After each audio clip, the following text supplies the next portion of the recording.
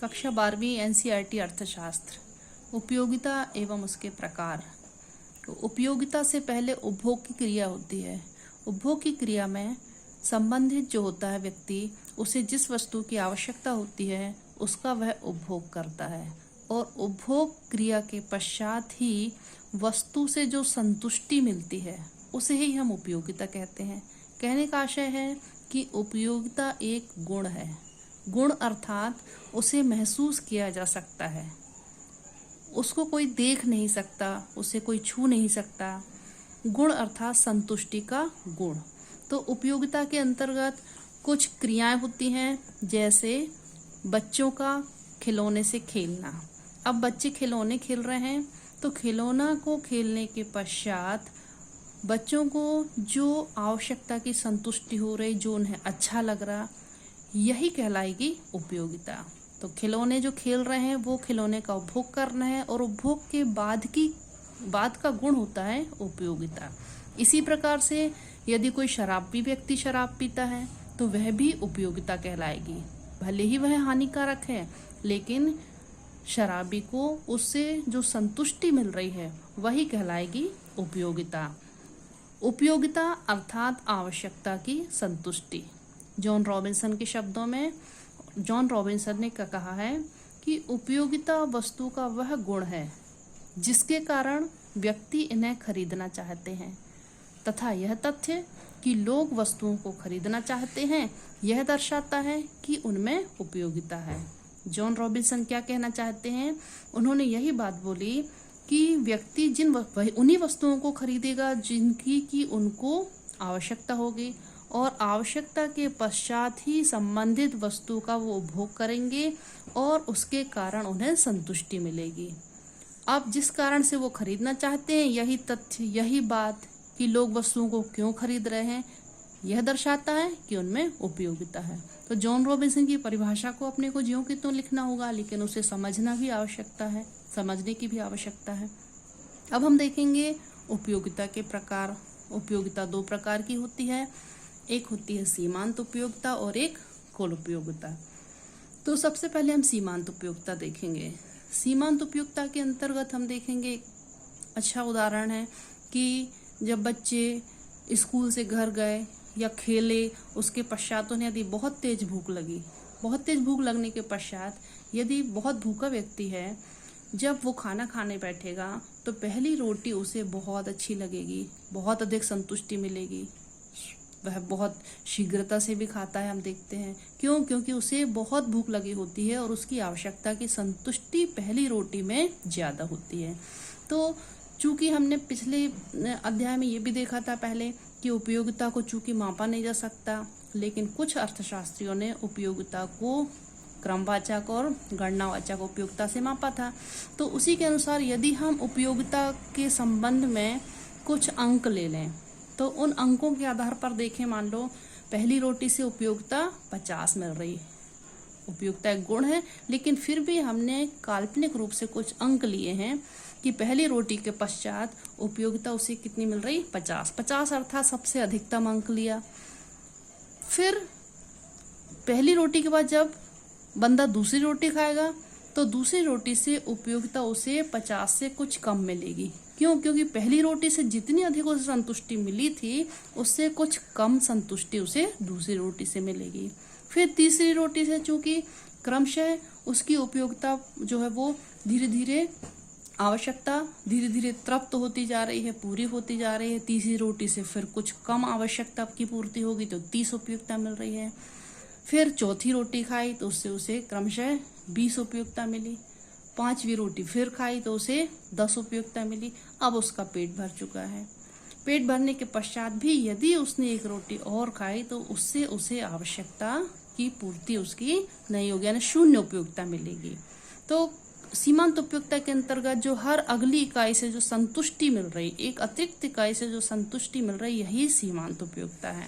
छठवीं इकाई में 0 के पश्चात यदि जबरदस्ती किसी ने एक रोटी और दे दी या उसने एक रोटी और खा ली तो उससे ऋणात्मक उपयोगिता मिलेगी। ऋणात्मक उपयोगिता के अंतर्गत हमने कितने अंक लिए हैं? उसमें ऋण 10। अब सीमांत उपयोगिता के अंतर्गत हम देख रहे हैं 1, 2, 3, 4, 5, 6, 7 जैसे जैसे इकाइयों का उपभोग किया वैसे वैसे सीमांत उपयोगिता क्या होती जा रही है, घटती जा रही है। घटने के पश्चात शून्य हो गई और फिर ऋणात्मक हो गई। तो सीमांत उपयोगिता का आशय क्या होता है कि एक इकाई के द्वारा जो उपयोगिता मिल रही है वो कहलाती है सीमांत उपयोगिता। इसको हम परिभाषित भी कर सकते हैं कि सीमांत उपयोगिता किसी वस्तु की उस अतिरिक्त संतुष्टि को बताती है जो कि उपभोक्ता को वस्तु की एक अतिरिक्त इकाई का उपभोग करने से प्राप्त होती है। जैसे एक रोटी से 50, उसके बाद दूसरी इकाई हो जाएगी अतिरिक्त इकाई। तो अतिरिक्त इकाई से कितनी उपयोगिता मिल रही, 50 के बाद 40, फिर तीसरी अतिरिक्त इकाई से 30। तो इस प्रकार से जैसे जैसे वो अतिरिक्त इकाई का उपभोग करेगा उनसे अतिरिक्त उपयोगिता मिलती है वह कहलाती है सीमांत उपयोगिता। फिर दूसरा प्रकार है सीमांत उपयोगिता के बाद कुल उपयोगिता। कुल उपयोगिता को समझने के लिए वही सीमांत उपयोगिता वाले पहले अपन ने अंक लिए हुए हैं। रोटी की इकाइयां 1 से 7 तक, सीमांत उपयोगिता 50, 40, 30, 20, 10, शून्य, फिर ऋण 10। अब इन्हीं का सबका योग होता है कुल उपयोगिता। तो तालिका में अगला कॉलम बनाया है लास्ट कुल उपयोगिता। कुल उपयोगिता सीमांत उपयोगिताओं का योग है। पहली रोटी खाई उसे सीमांत उपयोगिता मिल रही थी 50, तो 50 का योग 50 ही होगा। फिर 50 के बाद अंक है 40, तो 50 और 40 का योग हुआ 90।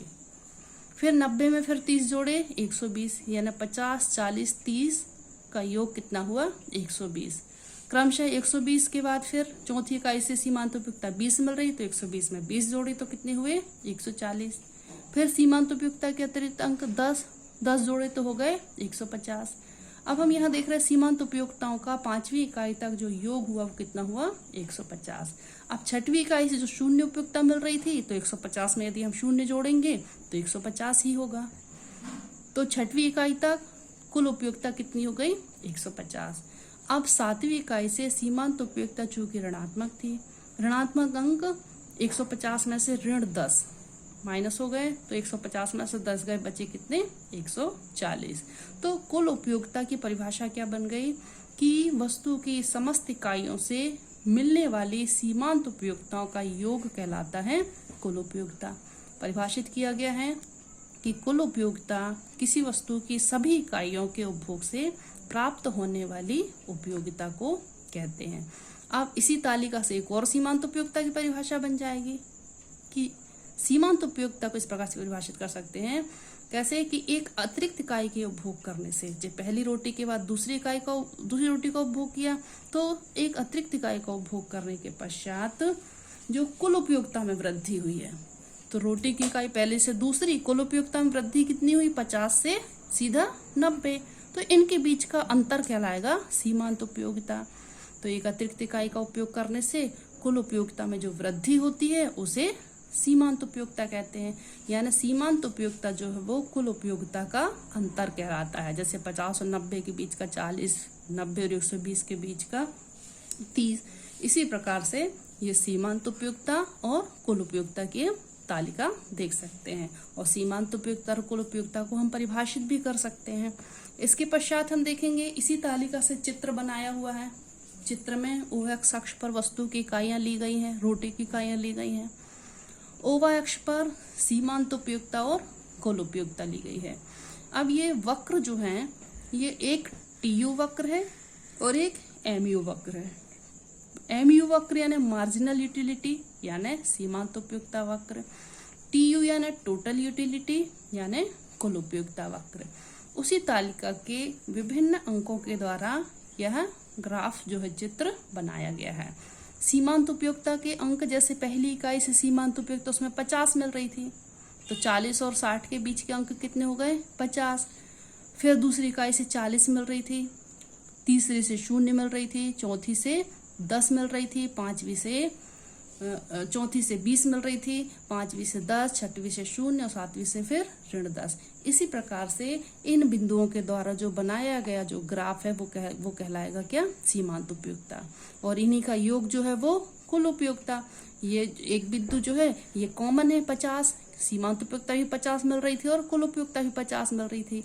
अब कुल उपयोगिता सीमांत उपयोगिताओं के ये योग के द्वारा जो अंक लिए गए हैं ये बढ़ते क्रम में है। सीमांत उपयोगिता पहले से 50 मिल रही थी, दूसरी से 90, फिर 120, 140, 150, फिर 150, फिर 0।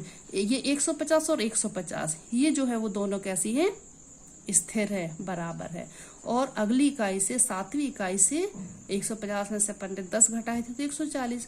तो ये वक्र जो है एक बिंदु के बाद जो है वो क्या होने लगा है, घट गया है। इसी प्रकार से हम कुल उपयोगिता सीमांत उपयोगिता में संबंध भी देख सकते हैं। तालिका और चित्र के बाद हम संबंध भी देख सकते हैं, तीनों एक दूसरे से जुड़े हुए हैं।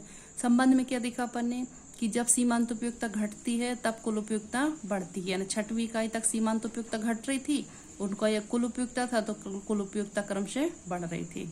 फिर दूसरा संबंध क्या हो सकता है कि जब सीमांत उपयोगिता 0 होती है, यानी 6वीं इकाई पर सीमांत उपयोगिता 0 थी, 1 से 5 तक घट रही थी और 6वीं इकाई पर 0 थी।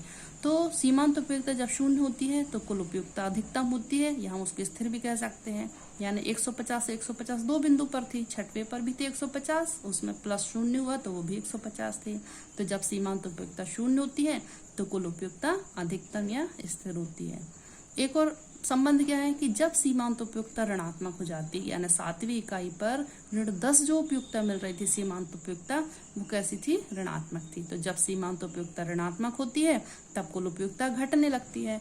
तो किस प्रकार से घटी थी, 150 में से अपन ने 10 घटाए थे तो 140 हो गई थी। तो ये संबंध कैसा हो गया कि जब सीमांत उपयोगिता 0 होती है तब कुल उपयोगिता घटने लगती है। तो ये संबंध हो गया।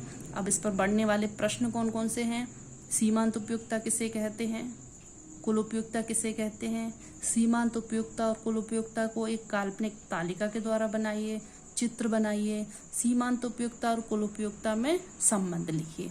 धन्यवाद।